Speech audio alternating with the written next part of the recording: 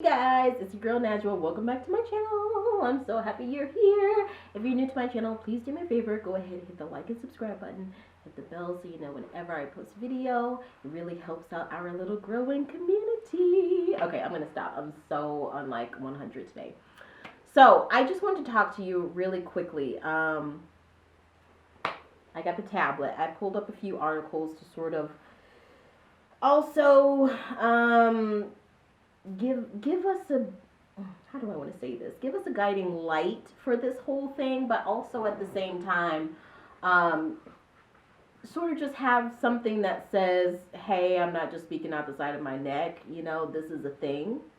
And we're gonna get real with this here because in my life, I've lost a handful of friends because my best self wasn't being honored by them. You know, these people turned out to be enemies disguised as friends. You know, these people turned out to truly be resentful, you know, and I really want to emphasize the words jealousy and resentment in here because there are oftentimes, well, not, I won't say oftentimes because I've had many friends and I have many friends from, you know, acquaintances who were just Facebook friends or whatever to people who have been in my life since I've been a child, you know, and I have a great circle of friends from the closest to the more sort of peripheral.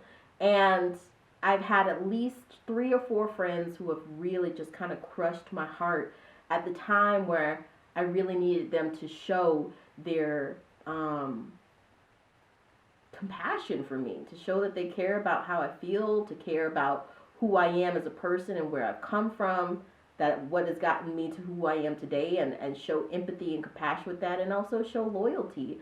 And this handful of friends, they all had some deep feelings of like resentment and jealousy in that. And you know what? I'm going to count some family members in here. I'm going to say a handful of friends and family members because I've also run into some family members who had that same thing, you know, came with the face and the smile of a friend, you know, of friendliness, of being harmless and having your best interests at heart and having your intentions at heart. And yeah, only to sort of backstab you later because the smiles were fake. The kindness was fake. It really was all just um, masking a narcissist. And I think that narcissism is a common factor that I can point with each of these times that I've been betrayed by a friend who was close, or a friend or a family member who was close, came with smiles, and then later it was like, wow, you really hate me somewhere deep down in there. But the worst part of it is that you don't hate me, you hate yourself. That's what's the worst part. And you know, I've always distanced myself in these situations, and I won't accept anything further because for me, I got 7 sisters and brothers, dude. You know, like I already have a lot of people in my life. Scientifically speaking, there's this thing, a study where, you know, social media goes against everything basically that chemically we are even capable of because social media, you can have 50,000 friends, you know, and for the even bigger kind of people, you can have 1 million. But our brain literally can only handle like 150 people, and that's total in our life at a time. And that breaks down to 50 people who are your closest acquaintances, colleagues, family members, all that stuff. And then down lower than that, you've got like a 5 people, you know, 5 people circle made up of your closest ones, you know, your closest friends, maybe that also alternate as family members, but your closest circle.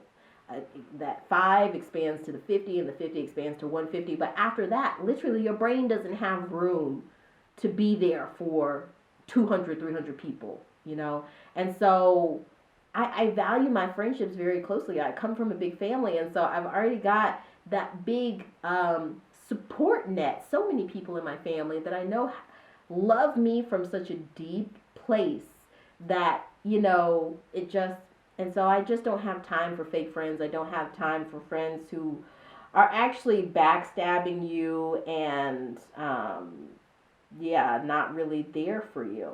So these are 9 signs everyone is jealous of your relationship. Now, something that happened when I met the man that I was going to marry, people, at least 2 people in my life, at least 2. And of course, I'm not going to name who, and I'm not going to name what those scenarios were because I don't want to throw anyone under the bus. But at least 2 people came with smiles, but their actions read something else. Their actions read, I want to sabotage your relationship. You don't deserve this. Since I don't have it in my life, you shouldn't have it in your life. Just kind of almost coming from a place of passive aggressively trying to sabotage my marriage. And it was really bizarre to see that. But as I went and I looked on online forums, I came to the community here on YouTube and looked at some of the videos about this topic and looked at what people were saying. People who have been married, who have been through this, apparently it's a very common thing. It might not be common within an individual's life where they've got like buku people, 30 people coming after their spouse because of resentment, because of jealousy. No, but apparently with a lot of people, they have either at some point tried to break someone apart, break a couple up, and if they have been married, people have tried to do it to them, even if it was just one person or 2 people or whatever. So like I said, really, I can only count about 2. The other handful of people, it was before I was married, and so it really more was that deep resentment and jealousy and envy was really directed more towards me, which is even almost more hurtful. I feel like when I met my husband, it became more apparent who really wasn't there for me because he just was so there for me. He held me down so much that like it's like in the movie when you see the villain is like so obvious and you're just like, what are you even doing? It's after getting married, it became like that. And now when I see that type of energy, I can recognize it better. So maybe that's something that comes with age and wisdom. But before I was married and after I've been married, there have been people who were close to me who have betrayed me, and seemingly because of issues with jealousy and resentment. So let's just speak on this a little bit. So this article is from Amanda Chattel from Bustle, and it's called 9 Signs Everyone is Jealous of Your Relationship. So I'm not going to read all of these things. I'm just going to read the signs that they say. So number 1, you get a lot of passive aggressive comments. Definitely true. Number 2, people may start to pull away. Let's go through all of them in this article and then we'll chat about it. They may start to pull away. Number 3, there is a general indifference to your relationship problems. Number 4, you witness eye rolls that are clearly directed at you. Number 5, you feel like you have to keep good news to yourself.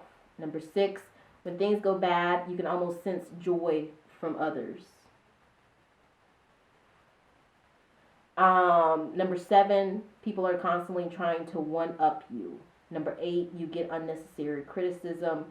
And number 9, you can tell every smile is fake. Now let's talk about this. I won't go into deep detail of all of those things on the list, but I do think that when you're around like a Judas type person who really, they see you and they hate you from your core, and they're a narcissist, and they could be a covert narcissist because they just plant these little seeds of doubt in you.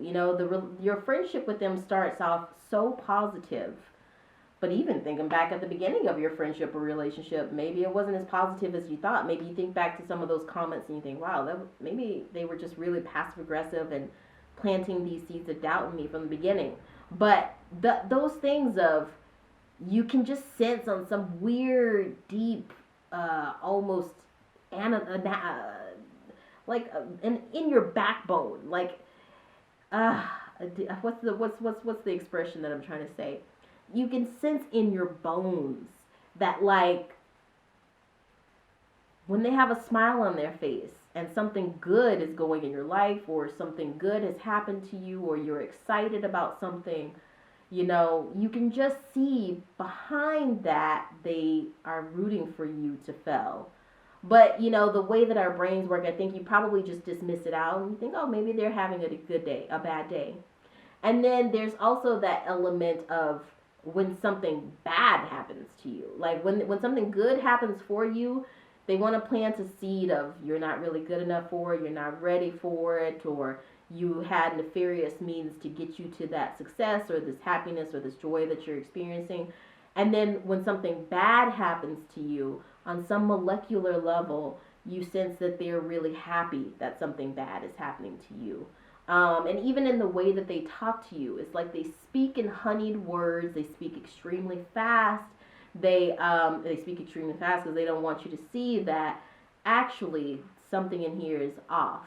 And it's like you don't get a word in to speak. You know, they just constantly talk about themselves, even if you are the one who might be having things that you really are proud of, and they're probably doing nothing in their life. Well, why is it that they're talking over you? They're being passive aggressive. They're throwing these slight little, daggers at you. Is because they're so unfulfilled in their life. And if you look back at any person who has ever kind of betrayed you on that level, who was a close friend or whatever it might be, or a family member even, you'll see, if you go back into the anthology of your relationship together, you'll see where they haven't been fulfilled in themselves, whether it would be their romantic life, their relationships, or whatever. And they see your success in those areas, and the congratulations that they gave you, usually they lasted very, very short, and the conversation whipped right back around to them, even though they weren't really doing much with their life. You see how that works? So I think that there are some very, very clear signs, and I think that those signs that we just read are great, but basically, if you feel like something is off, that's all you need to know. Because a true friend, you know what, I was watching something right before my our couple therapy session. Anyway, it's just like you sense something is wrong. You can't really put your finger on it because what they give you at face value, what they say with their mouth, sounds perfect on paper, but there's just, when you put everything together and you read in between the lines, you just feel this ick factor. You feel a little bit of ickiness about it. And if you look back, you'll see from the very beginning that person really, they saw you and they felt like, I have to make this person my friend, because they're doing something or they have something that I want and that I don't have and that I'm lacking in. But I don't even know that that person really understands their full motivations to do it. I think a lot of times these are narcissists, and narcissists aren't really self-aware. They might have befriended you for reasons that they don't really understand, and a lot of times it's really just to sit there and have someone to be a scapegoat, someone to gaslight, to knock down a peg because this person has something, even if it's not a tangible thing, like a car or a house, even if it's something like charisma, or if they're a really good artist, if they have that great spouse that you want, and you're with these people and something is just off. Follow your instincts. I am one person who is such a person about my instincts.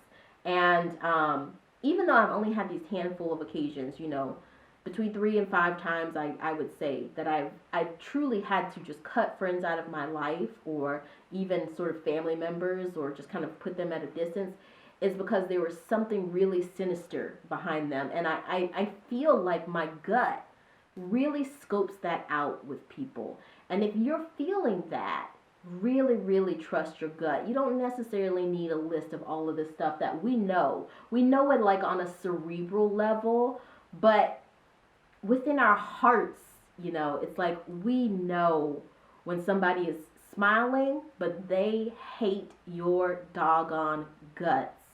With people like this, you have got to cut it and keep it moving, because I'm not saying all these people are dangerous, physically, that they'll pose danger to your physical person, but some of them very well may be able to. But these people can also pose deep threats to your health, your mental health. your spiritual health. To for you to be able to go through life with joy and comfort and faith. These people will really destroy your faith. They will destroy your religion. And before you know it, if you were a person of faith before, you lost your faith in God. If you were a person who loved biking, before you met this person, before this person came in your life, you loved biking. You go biking every week, and all of a sudden you gain 25 pounds. You don't even have the will to get on a bike. They've been planting just those little seeds. They resent you so much that they have to plant all these little passive aggressive seeds to knock you down a peg so that they feel better about themselves. Those are not the type of people you want in your life. And you know what? I'm a big proponent of loving someone from a distance. I think that forgiveness is such an important thing. Forgive, but don't forget, Don't forget, love that person from a distance and pray for them if you're a religious person. If you're not a religious person, just hold in your heart the hope that they will either get the mental health help that they need, that they'll get the support that they need, that they'll grow in their intellectual or their academic studies or in their career, or if it's on a growth journey, whether that be towards, weight loss or weight gain or muscle gain or going to college or relocate, whatever it is, whatever that person's journey is, wish them the best, hope them the best, but don't let that, because it's really like an infestation. It's really like an infestation when you have a toxic friend. It'll come back later and it'll bite you in the butt. And if you're not completely sure if the friend or the person in your life is in fact someone who is sabotaging your friendship, planting seeds of doubt and resentment, if you're not completely sure, but like me, you have that gut feeling that just tells you something's off, just sort of distance yourself a little bit, and when you are with that person, try to make it a social event where you're with other people, where you're in public. I mean, again, I think that most of these people are just kind of sad individuals who haven't reached their full potential or even realized what their full purpose is in life. And so they're just, planting these seeds of doubt and resentment and hate in other people because they have hate inflicted towards them on their own selves. So I don't think all of these people are necessarily violent, but I do think that there are some people who can be violent. And so, and it's not just being in a public place, being around different people, whatever. That's not the only reason, to avoid violence, to do that. It's also because when you're around other people, there are other influences that can come in, and you might talk to somebody else after it, and they just might say, hey, did you think so-and-so was a little off? And you have that ability to have that sort of conversation going, and it might come into your deliberation of whether you should keep this person in your life or not. So this article is from ditchthelabel.org, and it's called, Are They Really Your Friend? 15 Signs That Suggest Otherwise. So again, I'm not going to read through all of this. It's from Ditch the Label. I don't see it like an author as a person. Again, it just gives a little synopsis, and then it goes right directly into the 15. Now, I'm really just going to kind of punch through this. I'm not going to sort of read each little pocket. We're just going to go through what the actual 15 things are. And I'm going to sit here and just chat with you about it, just like the last one. So, number 1, they only call when they want something. Number 2, the conversation is never equal. Number 3, they put you down or make fun of you in front of others. Number 4, you feel bad about yourself when you're with them. Number 5, they are aggressively competitive. That's really important. Number 6, they aren't happy for you when good things happen. We talked about that one. Number 7, they bring drama into your life. Number 8, they about you behind your back. Number 9, your relationship feels like it's built on conditionality. Number 10, your friends bail on you because they will plant that seed with other friends too and make them have that doubt. Number 11, they use your secrets against you and share them. Number 12, they are a bad influence and make you do things that get you into trouble. Number 13, they talk about their other friends behind their back. Number 14, they bail when you need them the most. Super important. And number 15, they exclude you from things with mutual friends. Okay, so let's talk about this. I think that list is more comprehensive than the first one, but I think it kind of gets to the same gist of things. You know, you question if they have your best interest at heart, they plant seeds of doubt, they cause unnecessary drama. The thing about the drama thing is they'll cause drama. Like I said, you loved biking before, and since you've been friends with them, you gained 25 pounds, you don't do biking anymore. I think that you also have to remember that they bring drama sometimes in a passive aggressive subtle way. It's like it's not going to be super duper overt or obvious that it's their hand behind it, you know. I like the point about them only kind of reaching out to you when they need things. Friends that don't have your best interests at heart always need something. And whenever you need them, even if it's not something like helping you out with a flat tire or moving your apartment or whatever, even if you just really, really need them to be present in a conversation with you for some emotional support, maybe you're going through something, they never, ever follow through. You're always there when they need something from you, but they're never, ever there for you when you really, really need them. And when you look back on times when you thought that they were there when you needed them, you think back and you're like, all they did was talk about themselves the whole time, and they kind of did that thing where they were passive aggressive, and later on it made me feel really bad about myself. You realize, oh, no, maybe they weren't there for me. So I definitely think that's a common thread. You know, guys, it's just, we know what a good friend looks like. We can wrap this up in a nice little package synopsis. We know what a good friend looks like. A good friend is a great listener. You know, if you realize that there's not a lot of room for you to talk much, you know, if you're always being talked over, and I get it, sometimes I talk over people too. Everybody does it, you know, but the conversation in general should be around 50-50. And if you realize the conversation's always 80-20, that person really doesn't take the time to really listen to you and try to understand where you're coming from. That's one of the biggest indicators. So they don't listen. They're not compassionate, you know. When you try to explain them something that, like, hey, I'm not a machine, I'm not a robot, I'm a real person, and I am struggling in my life, I'm struggling with this issue, I'm struggling with this one decision, and I really just need some help, some comfort, some compassion, some empathy, some understanding. And that person's response is essentially to gaslight you, basically to make you feel like your feelings aren't validated, to look at things in a very linear, logical way and not leave any room for them, just basically showing, hey, I got your back, I care about you, I love you. You know, that definitely, that's a good friend is someone who really is there for you in an emotional way, in the way that you need them to be. A good friend is someone who you don't always go to them, they come to you as well.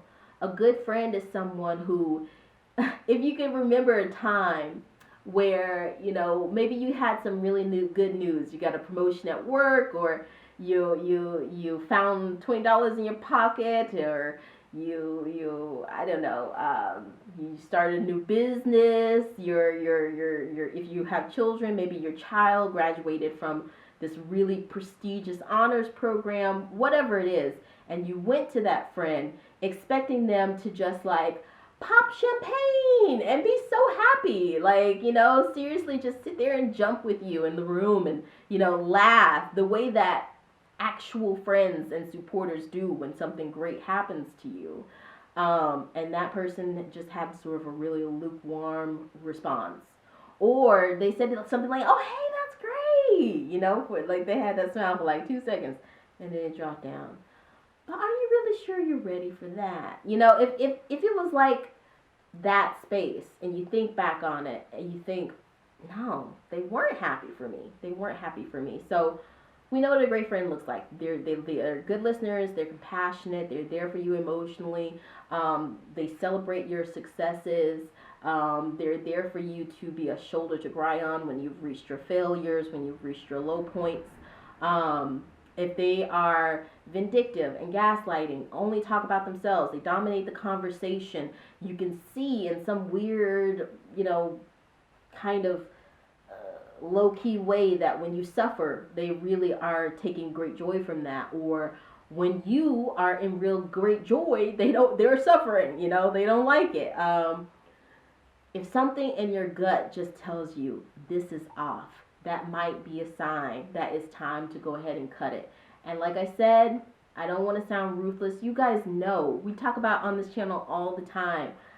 I think that most of our problems that we have in this polarizing society truly can be attributed to the fact that we think too linear, too logical, too robotic about things, when we need to just remember that we're human beings. We have to have emotional intelligence. We have to have empathy. We have to have compassion. I think that having compassion for people is one of the most beautiful attributes a human can have. But when it comes to someone who's that toxic, that is the level of toxicity. And really it comes back to mental health. When they can have, because don't get it wrong, most narcissists, most of the people that you've dealt with who you've had this problem with, they were probably narcissists. And most narcissists are literally usually diagnosed or undiagnosed psychopaths, sociopaths, sadists, have personality disorders, have attention deficit disorder. It's a thing. It's a thing. And so they might not be physically dangerous towards you, but they could be mentally dangerous towards you. You can really get off of your track of growth and joy and happiness because that type of energy has been allowed into your life. So they really can be dangerous to you, not just in a physical way, but in a spiritual way, in a physical, in a mental sort of way. I'll say that, more in a mental way. And you got to protect yourself. Don't feel bad about cutting out bad energy, but at the same time holding that person in your heart and wishing them the best of luck. And if you ever, I want to say this to a lot of the women out there, which this is going to have to be a whole separate video. But if you have ever had a stalker, because this right here has attracted a handful of stalkers, quite literally since I would say university. I remember my freshman year of college, I had a stalker. Sophomore year of college, I had a stalker. And then I had another one probably about 2 years before I met my husband. I've had a handful, and I've had some friends, those toxic narcissistic friends that have teetered that line of they always know when you post something. They're fault tracking your every move, but it's not because it seems like they're so emotionally invested in you from a good place, but more is there's something sinister behind it. So if you're a woman specifically, because I don't want to establish, these gender stereotypes or anything, but the most targeted by stalkers are women. And many people, because we don't think with compassion, with empathy, us as human beings, and many of us, and I say us, but many of humans, because many of these people who are narcissistic, who have narcissistic personality disorder, who have personality disorders, who are stalkers, whatever, they're just acting out of their own trauma. Something went wrong in their childhood and their crucial parts in life where they didn't get the love they needed. They didn't get the compassion that they needed. And so now they're doing problematic things. So women, you really have to look out for yourself, because some of these kind of sinister signs that you note in a friend who doesn't have your best interest at heart, it also can come from someone who could be a stalker, who, and their whole, you think that they're just your friend, but in their mind, maybe they're playing out this whole sexual or romantic relationship with you, and you are like an involuntary participant in their mind. And so I just remember being in university, being 18 or 19 years old, and with my first stalker, he would just randomly appear, be behind the walls looking, and always be in the places that it was quite frightening. And that was the very first time that I had to go up to someone and say, And this was back in, say, 2009.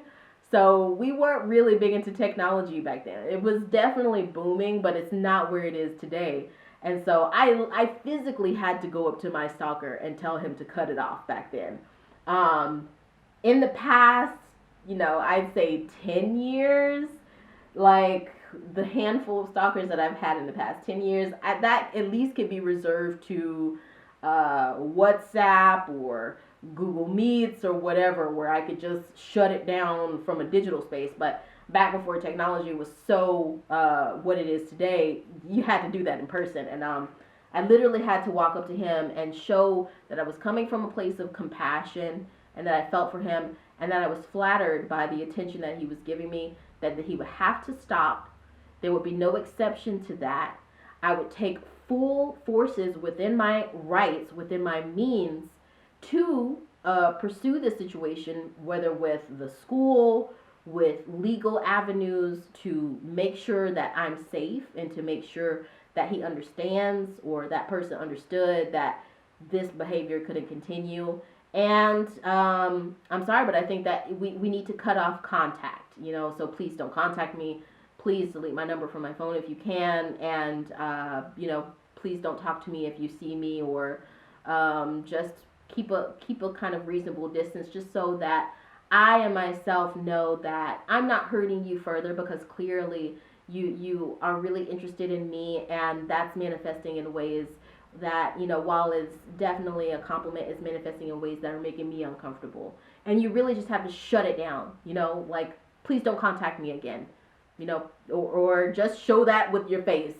If you're a black woman or a brown woman, you know that sometimes you can say all of that with just one face. But in the recent years, even when I've been in relationships, some kind of crazy guy at the train station or at the restaurant just sort of makes up a relationship in his mind. And women do that too. I've had female friends in the past who just had some sort of, calling me 13 times in a row or sending me like 106 messages within the span of like 2 days. Is like, yeah, I mean, it's not limited to men, but you have friends that have some deep envy, sabotage issues behind the fact. And you also have people who sometimes there's a relationship, whether romantic or more just like emotional, sort of working out an emotional trauma, and you're playing the role of whoever that, their mom or their sister or their cousin or their friend or whoever it is that hurt them. You're playing some role in their mind. Cut the contact. You can't allow them access to your person or your mental health, your spiritual well-being. So cut the contact, but also hold a space of forgiveness in your heart for them, and compassion, and let them know when you do cut that contact that I got compassion for you, because it's like, it's not their fault. They're dealing with something else, but you are not the solution to that. Them seeking out the right avenues of mental health, of support, of faith, of doctrine, of healing, that's what's going to get them to where they need to go. Not doctrine, but healing, whether that be spiritual healing or physical healing, therapy, psychiatry, those are the things that are going to help them, not you. You represent something else to them. So, yeah, don't keep resentful, sabotaging fake friends, okay?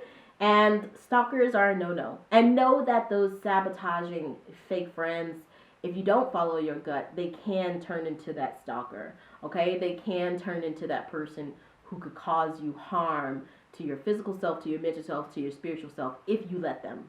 So, rough topic, guys. Rough topic. But, we got to talk about this stuff because it's real. And by no means should anybody be living their life in fear, be living their life in repression and growth stunting and anything like that, and if somebody is bringing those elements into your life, if they're not supporting your highest good, they're not supporting you being your best self and giving you the applause and the pat on your back when you deserve it, and being there as a shoulder to cry on, a voluntary shoulder to cry when you do face those bruises and wounds in life, that's not the right people that you want in your life. But I really, really would love to know what you think, especially those of you out there who have had experience with these types of things. Please let us know respectfully in the comments.